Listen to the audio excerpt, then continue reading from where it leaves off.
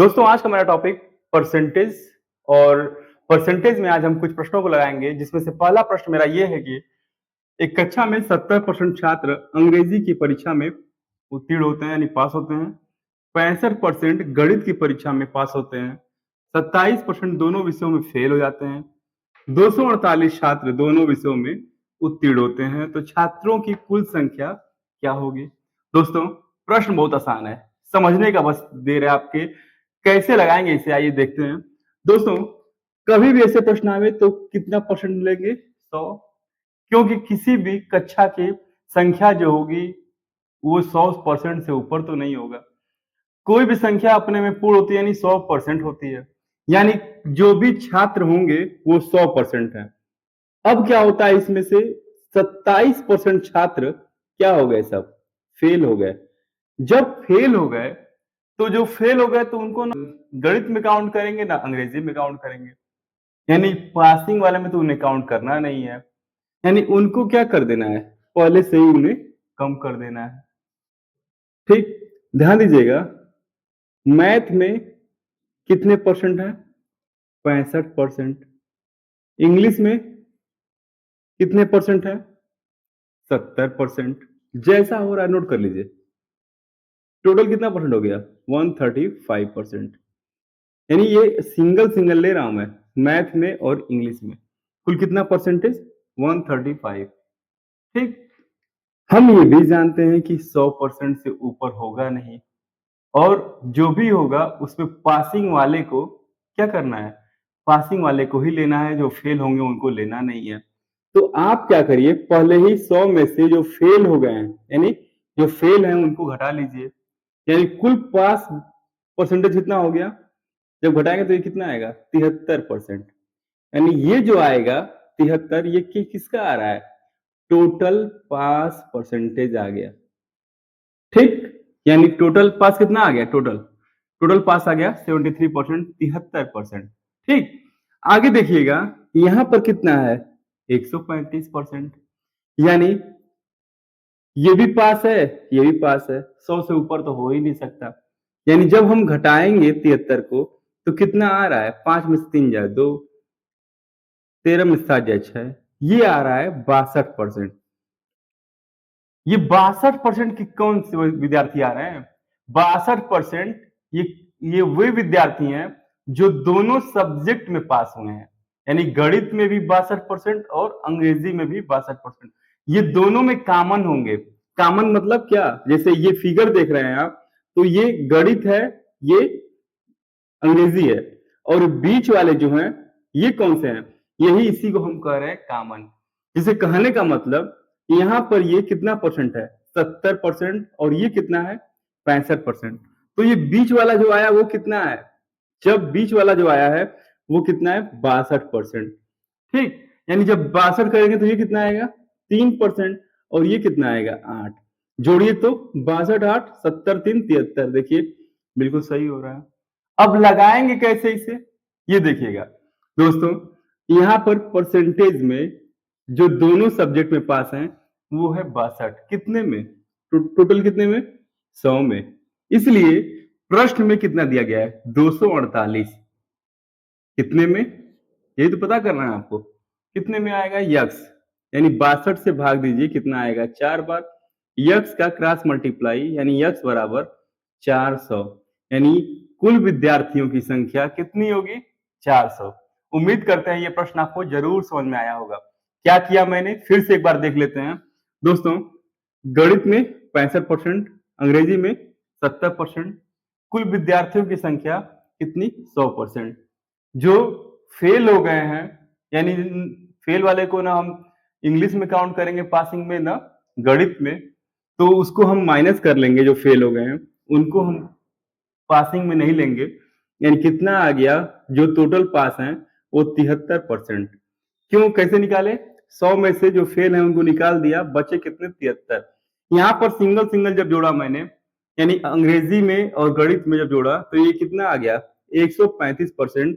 दोनों सब्जेक्ट में पास कुल विद्यार्थियों की संख्या यानी कुल विद्यार्थियों का प्रतिशत आ गया कितना? 135। 73 क्या है? टोटल पास, माइनस कर दिया 62% आ गया। 62 कौन सा आया है? जो दोनों सब्जेक्ट में पास हैं, यानी 62 हैं कितने में 100 में, इसलिए 248 होगा कितने में यक्स में। इतने पे इतना, इसलिए इतने पे कितना, यानी इतने पर इतना दिया गया है तो इतने पर कितना होगा। ये तरीका बहुत ही बेस्ट है इन क्वेश्चन को लगाने के लिए। यानी जब मैंने 4 बार ले गया यहाँ पे 4 से 62 चौके 248 हो गया, यक्स से कम यक्स 100 चौके 400, यानी आंसर कितना होगा 400।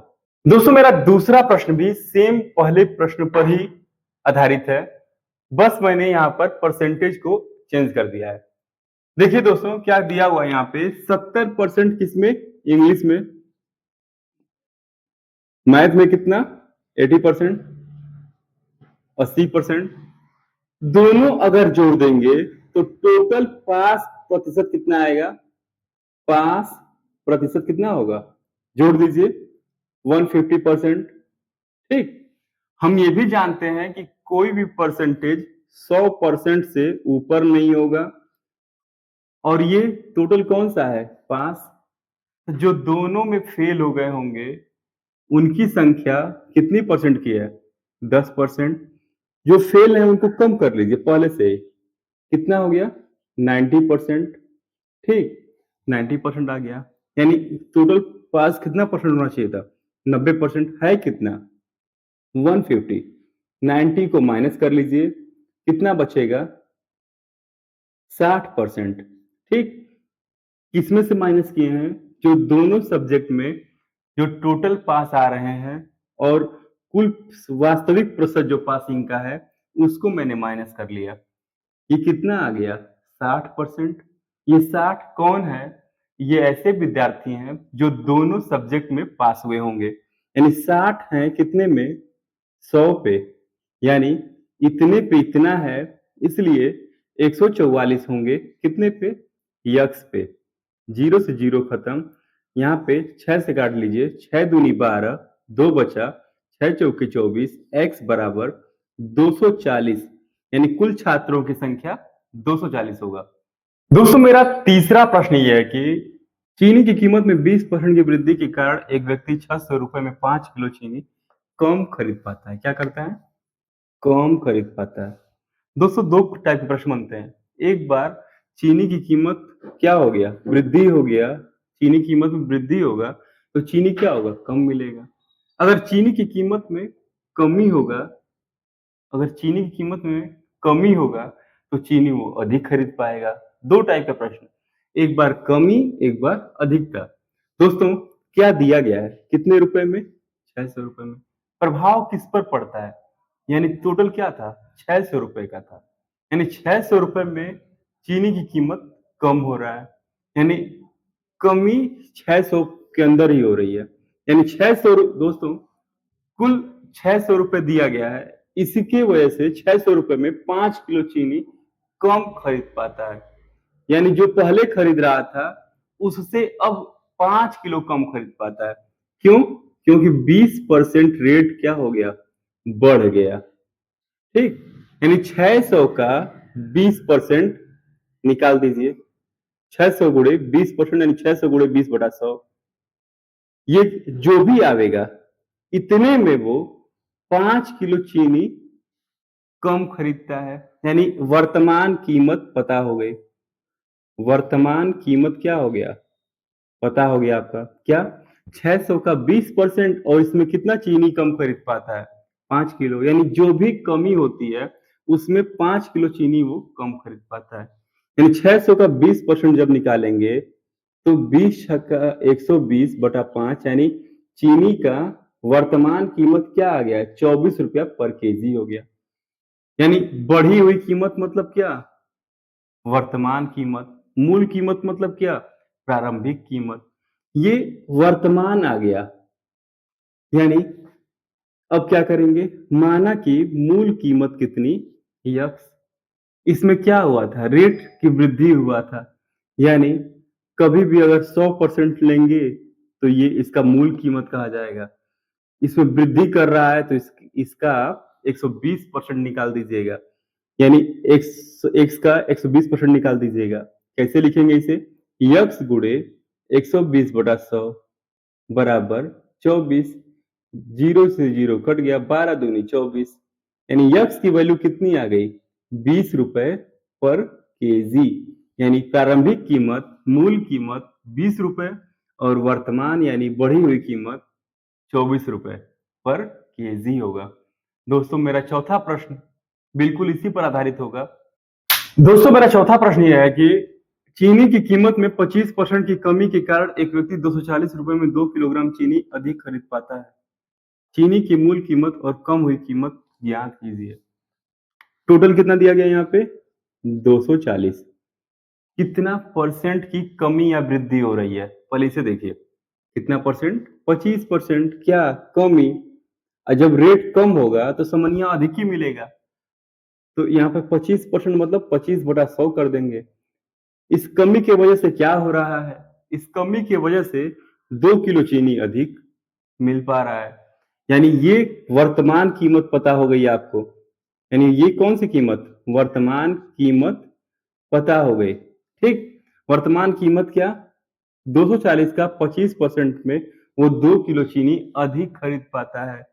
यानी 25 चौका 100, 4 छक्के 24, 2 तिया 6, 30 रुपए पर केजी होगा।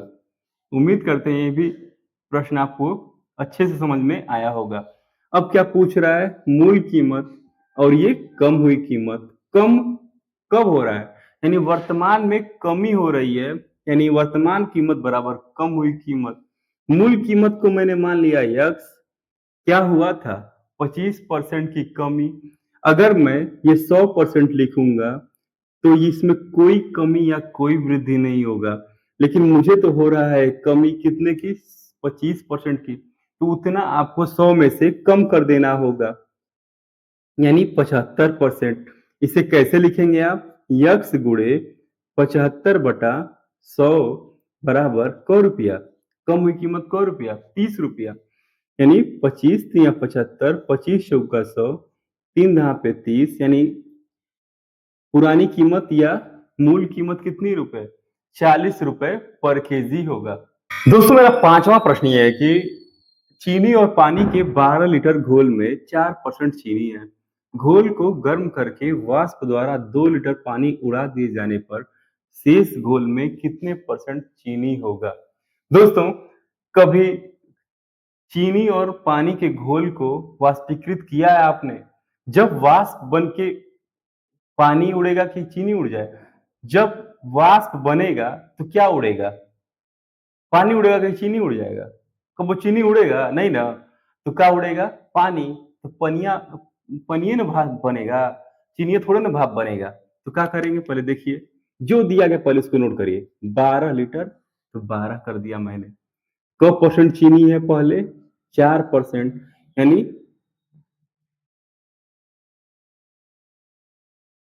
शुरू में चीनी कितना था? 12 लीटर का 4% यानी 4/100। ठीक, यानी कितना हो गया? 12 गुणे 4/100 यानी 48/100, यानी 0.48 यूनिट आ गया इसका। किसका? चीनी का। यानी 12 में कितना भाग चीनी है?